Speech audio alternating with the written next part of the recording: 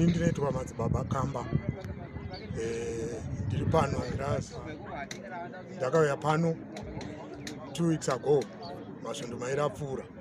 Ndakauya ndine chironda chandaiva nacho chiri pakati pemakumbo. Baba maGrazi vakanditambira ronda iroro hapasisina. Ndatopora ini.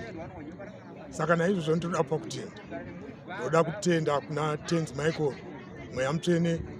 Ndotenda Baba maGrazi vakanditambira nemaoko mairi nesangano rino. Pakutenda zviro kwazvo nekuti basa riri kuitwa pane iguru ende ibasa rechokwadi.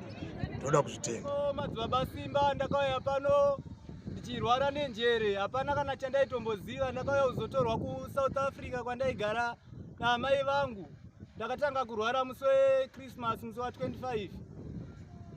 Asi pandakauya pano ndakanamatirwa naIshe. Ndinotenda nezvandakaitirwa naBaba maGrazi pachiraramo changu. Ndaipenga saka ndakaporeswa pano, ndakayambutswa naIshe. Ari kutenda Mwari naizvo. Ndakauya pano ndine problem yekudonha. Ndane 4 years ndichidonha pa 2018. Ndane 4 years ndichidonha pa 2018. Asi kubva pandakauya panapa zvino ndaright ndakabatsirwa nachiremba ndikapora ndichadonha. Asi kubva pandakauya pano izvozvo ndakaright ndakabatsirwa nachiremba kusvika ndapora. Ndotenda naizvo. Ari kuti ndaidonha nepari kubva 2014. Asi ikazviranza asina pari. Ari kutenda Mwari naizvozvo. Ndoda kutenda Ishe akandibatsira. Ndakauya pano ndichirwara ndichitsva makumbo. Achibaya ndichichema zvisingaite.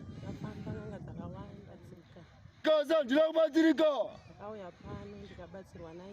Ndakauya pano ndikabatsirwa naIshe.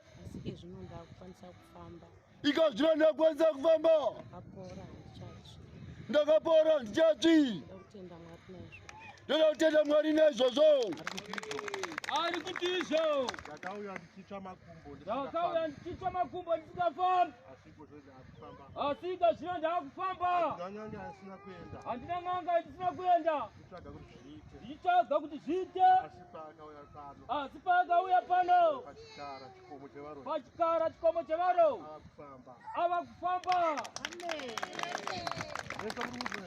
Vese muri kuzwa here uko? Famba uya mwanangu.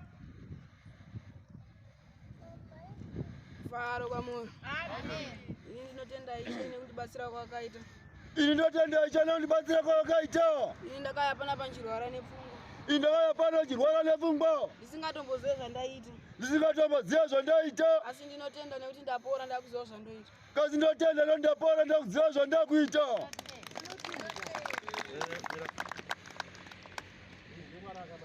Uyu ndimwari yakanaka. Wona zera rake. Kutenda kwaari kuita. Ichokwadi akauya panapa.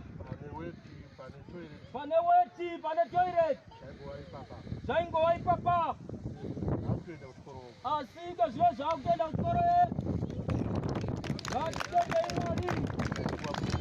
Ari kuti ndaibiwa pfungwa. Asi haiwa njere dzakagadzirwa naTenzi Michael. Uri panapa.